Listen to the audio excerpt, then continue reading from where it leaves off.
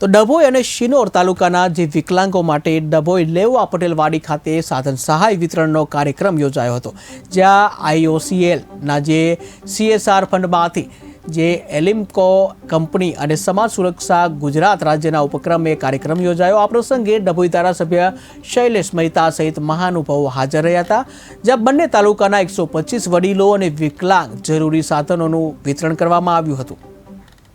આજરોજ ધર્માવતી નગરીમાં Indian oil corporation IOC દ્વારા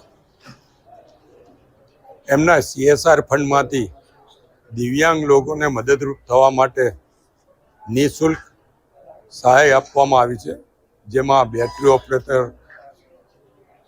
tricycle છે, સાદી ટ્રાઇસિકલો છે, ચાલવામાં તકલીફ પડતી હોય એવા વૃદ્ધો માટે હેન્ડસ્ટિક છે, રસ્તામાં થાક લાગે તો બેસી શકાય એ ટાઈપની મલ્ટીપર્પઝ સ્ટિક પણ આપવામાં આવી છે। જે લોકોને બેસવામાં તકલીફ પડતી હોય અને ટોયલેટ જવામાં તકલીફ પડતી હોય એ લોકો માટે પણ ચેર આપવામાં આવી છે।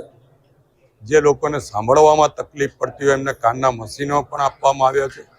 આ રીતે 125 લાભાર્થીઓને 600 ઉપરાંત વસ્તુઓ આજે IOCL તરફથી આપવામાં આવી છે। ડભોઈ અને શિનોર તાલુકાના દિવ્યાંગજનો અને વરિષ્ઠ નાગરિકો માટે અગાઉ ડિસેમ્બર મહિનામાં જે એસેસમેન્ટ થયેલ હતું એ એસેસમેન્ટ મુજબ IOCL ગુજરાત રિફાઇનરીના CSR એક્ટિવિટી અંતર્ગત જુદા જુદા સાધનો જેવા કે મોટરાઇઝ ટ્રાઇસિકલ છે, સાદી ટ્રાઇસિકલ છે, વ્હીલચેર છે, કાનનું મશીન છે, ટોયલેટ ચેર છે, વોકિંગ સ્ટિક છે, એવા તમામ સાધનોનું વિતરણ છે આ આજના દિવસે કરવામાં આવનાર છે।